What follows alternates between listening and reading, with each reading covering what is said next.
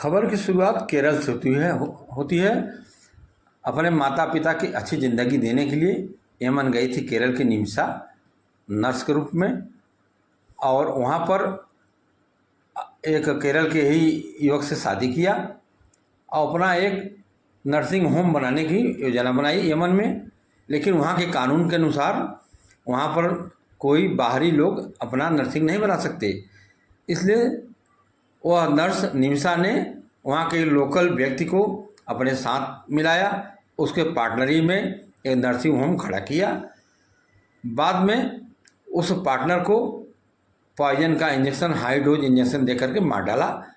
उसी के आरोप में निमिषा प्रिया नामक इस नर्स को 16 जुलाई को यमन सरकार फांसी देने जा रही है।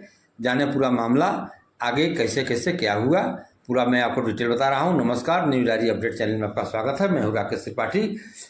आगे आप खबर देखें, खबर अच्छी लगे तो शेयर जरूर करें और अपना सुझाव कमेंट बॉक्स में दें। आपसे निवेदन है कि खबर बनाने में, वीडियो बनाने में और आप तक पहुंचाने में काफ़ी टाइम लगता है, मेहनत लगती है, इसलिए आपसे मैं गुजारिश करूंगा कि जिस तरह का आप प्रेम आपका हमारे साथ मिल रहा है उसी तरह से प्रेम मिलता रहे। पूरी खबर की तरह आपको ले चल रहा हूं।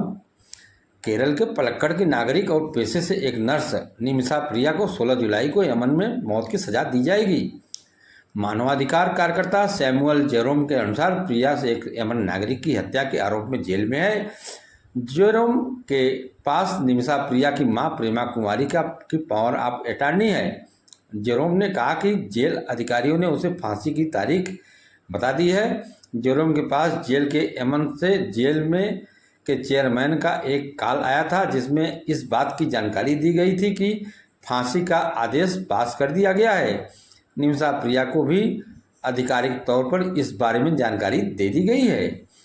आपको बता दें कि सैमुअल जेरोम जो एक सामाजिक कार्यकर्ता हैं और मानवाधिकार आयोग से जुड़े हैं, उन्होंने कहा कि बातचीत चल रही थी, लेकिन यमन के नागरिक के परिवार की तरफ से कोई भी प्रतिक्रिया नहीं दी गई है। ब्लड मनी पर भी कोई बात नहीं बन सकी थी। यमनी नागरिक के परिवार को $10 लाख की पेशकश की गई और एक स्पॉन्सर की मदद से पैसे भी जुटाए जा रहे हैं। सूत्रों की माने तो अभी विकल्प खुले हैं और भारत सरकार उसकी जान बचाने के लिए मामले में हस्तक्षेप कर सकती है। आपको बता दें कि अभी भी आस है कि निमिषा प्रिया का जान बच सकता है, एक चांस है अभी, उसमें भारत सरकार अपना काम कर रही है। आपको आगे बता दें कि केरल से आने वाली निमिषा प्रिया नर्सिंग ट्रेनिंग कोर्स पूरा करने के बाद 2011 में यमन चली गई थी। बताया जा रहा है कि वह अपने माता पिता को अच्छी ज़िंदगी देने के मकसद से वहाँ गई थी। बता दें आपको माता पिता की आर्थिक स्थिति अच्छी नहीं थी। उसका सपना था कि उसके माता पिता भी एक सुखी जीवन इस दुनिया में जिए, जब तक जिए सुख से रहें। उनके सुख चैन के लिए वह यमन चली गई और उनके माता पिता जो दिहाड़ी मजदूर थे, उनके लिए वह वहाँ मेहनत करके अपना काम करने लगी। शुरुआत में उन्होंने यमन के कई अस्पतालों में दिन रात काम किया।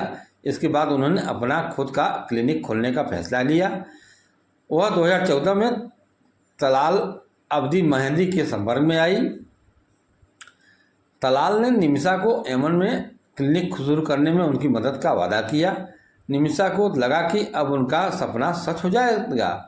आपको बता दें कि यमन में व्यापार कानून में के तहत कोई भी वह शख्स जो उस देश का नागरिक नहीं है, उसे देश में बिजनेस शुरू करने के लिए किसी स्थानीय व्यक्ति के साथ पार्टनरशिप करनी होती है। निमिषा ने कानूनों के अनुसार ही क्लिनिक खोलने के लिए साझेदारी की और शर्तों पर सहमति जताई। निमिषा ने साल 2015 में मेहंदी के साथ अपना क्लिनिक शुरू किया, लेकिन जल्द ही उनके बीच मतभेद पैदा हो गए। बता दें कि उन्होंने मेहंदी पर दुर्व्यवहार और यातना का आरोप लगाया था। बताया जा रहा है कि मेहंदी ने उनका पासपोर्ट भी ले लिया था ताकि वह यमन से बाहर न जा सके। आपको आगे बता दें कि निमिषा प्रिया ने मेहंदी के खिलाफ पुलिस में शिकायत दर्ज कराई और 2016 में उसे गिरफ्तार कर लिया गया, लेकिन कुछ रिपोर्ट्स के अनुसार उसे कुछ ही दिनों बाद रिहा कर दिया गया था। साल 2017 में वह विवाद नए मोड़ पर पहुंच गया। अपना पासपोर्ट वापस पाने और भारत वापस आने के लिए बेताब निमिषा ने एक स्थानीय जेल वार्डन की मदद ली, जिसने मेहंदी को अक्षम करने के लिए सेडेटिव्स के प्रयोग का सुझाव दिया। आपको बता दें कि उस वार्डन का सुझाव मानते हुए निमिषा ने अपना पासपोर्ट उसके कब्जे से लेने की कोशिश में उसे सेडेटिव्स का इंजेक्शन लगा दिया। ओवरडोज से उसकी मौत हो गई, जिसके कारण निमिषा को गिरफ्तार कर लिया गया था और मामले में दोषी ठहराया गया। एक मीडिया रिपोर्ट के अनुसार निमिषा की मां प्रेमा कुमारी इस साल की शुरुआत में यमन की राजधानी सना पहुंची थी। वह मृत्युदंड की माफ़ी और पीड़ित के परिवार के साथ ब्लड मनी पर बातचीत करने के लिए वहां रुकी हुई थी, लेकिन बात अभी तक वहीं पर बनी रही। यमन की सरकार ने फांसी देने की सज़ा को मुकर्रर करते हुए कहा है कि फांसी दी जाएगी। भारत सरकार आखिरी कोशिश कर रही है कि निमिषा प्रिया जो नर्स है, केरल की रहने वाली है, उसको फांसी न दिया जाए, फांसी से उसकी माफ़ी हो जाए। यह प्रयास किया जा रहा है। अब आगे देखना होगा कि 16 जुलाई को क्या निमिषा प्रिया की फांसी होती है या भारत सरकार अपने देश की उस लाडली को फांसी से बचाने में सफल होती है। यह आगे आपको बताएंगे। 16 जुलाई को बाद स्पष्ट हो जाएगा, क्लियर हो जाएगा।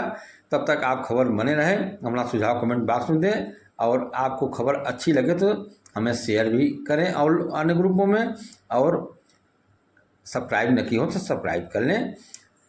और यह खबर मेरे बताने का मकसद सिर्फ यह था कि आप भी जाने हमारे यहाँ की बहुत से लड़कियाँ नर्स के रूप में बाहर जाती हैं, अरब देश जाती हैं, लेकिन उनको किन सावधानी के साथ रहना चाहिए, वहाँ के लोगों से किस तरह व्यवहार करना चाहिए, इन सब चीज़ों को उनको ज्ञान लेकर, ट्रेनिंग लेकर ही जाना चाहिए। कि यमन के राष्ट्रपति रशद अल अल्मी ने 38 वर्षीय निमिषा की मौत की सज़ा को मंजूरी दी थी। अब उसकी किस्मत तलाल के परिवार की माफ़ी पर निर्भर है। पिछले साल जब यमन के राष्ट्रपति ने मौत की सज़ा को मंजूरी दी थी तो भारतीय विदेश मंत्रालय ने कहा था कि वह उसे और उनके परिवार को हर संभव मदद देगा। आपको बता दें कि प्रिया को 2017 में एक यमन नागरिक हत्या के दोषी पाया गया था। उसे देश से भागने की कोशिश करते समय पकड़ा गया था और 2018 में उसे मौत की सज़ा सुनाई गई। वर्तमान में प्रिया की मां यमन में है, वहाँ जहाँ पर वह मारे गए वैद्य के परिवार को ब्लड मनी देकर अपने मृत्युदंड को माफ़ करने की कोशिश कर रही थी। इस्लामिक कानून के अनुसार अपराध में पीड़ितों की यह कहने का अधिकार है कि अपराधियों को कैसे दंडित किया जाए। हत्या के मामले में यह सिद्धांत पीड़ितों के परिवारों पर लागू होता है। हालांकि हत्या की सज़ा मृत्युदंड के माध्यम से दी जाती है, लेकिन पीड़ित का परिवार विशेष रूप से वारिस मॉनेटरी मुआवजे के बदले में हत्यारे को माफ़ करने का विकल्प चुन सकता है। यह दिया का सिद्धांत है। इसका आम तौर पर ब्लड मनी के रूप में जिक्र किया जाता है। इसका पता पवित्र कुरान से लगाया जा सकता है। आपको बता दें कि स्कॉलर्स का मानना है कि इसके पीछे का विचार क्षमा के गुण को प्रोत्साहित करना है, साथ ही पीड़ित के परिवार को क्षतिपूर्ति न्याय प्रदान करना है। धर्म ग्रंथों के में मुआवजे के रूप में कोई विशिष्ट राशि निर्धारित नहीं करती है। यह राशि आमतौर पर हत्यारे के परिवार प्रतिनिधियों और पीड़ित के परिवार के बीच बातचीत के माध्यम से तय की जाती है। हालांकि कुछ इस्लामी देशों ने न्यूनतम मुआवजे की राशि निर्धारित की है। अब आपको बता दें कि यही एक आशा का किरण बचा हुआ है कि इस्लामिक कानून के तहत ब्लड मनी के सहारे निमिषा की जान बचाई जा सकती है। नमस्कार। मामले को लेकर विदेश मंत्रालय के प्रवक्ता रणधीर जायसवाल ने एक बयान जारी किया। उन्होंने कहा, यमन में निमिषा प्रिया को सजा मिलने के मामले से हम अवगत हैं। हम जानते हैं कि नर्स प्रिया के परिवार को विकल्पों की तलाश है। सरकार इस मामले में हर संभव मदद कर रही है। गौर करने वाली बात यह भी है कि साल 2015 में यमन में गृह युद्ध शुरू होने के बाद भारत ने अपना दूतावास सना से हटा लिया।